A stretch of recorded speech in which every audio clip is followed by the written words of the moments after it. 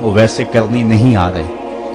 آقا کریم اپنے بٹن کھولتے ہیں اور کرن کی طرف، یمن کی طرف رخ کر کے لمبی سانسیں لیتے ہیں اور کہا میں رحمان کی خوشبو پا رہا ہوں۔ ایک دن صحابہ نے پوچھا بندہ نواز جس کے لیے تڑپتے ہو، جس کی ٹھنڈی ہوائیں آپ کو آ رہی ہیں، وہ آپ کا بڑا پیار کرنے والا ہے؟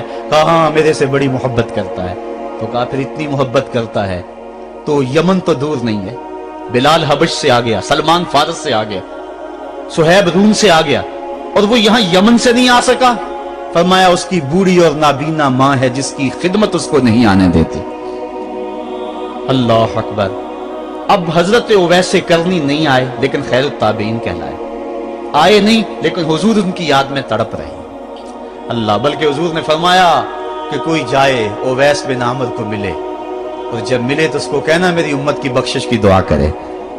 جو ماں باپ کی خدمت کرتا ہے اس سے ثابت ہوا اس کی دعائیں قبول ہوتی ہیں۔ میں نے ایک روایت میں پڑھا ہے کہ جو آدمی روزانہ اپنے والدین کے لیے دعا کرے، والدین زندہ ہوں تب بھی، والدین فوت ہو گئے ہوں تب بھی، یہ عادت بنا لے، روزانہ ماں باپ کے لیے دعا کرے، ساری زندگی اس کے رزق میں بے برکتی نہیں آئے گی، اللہ اس کو رزق کی فراوانی عطا کر دے گا۔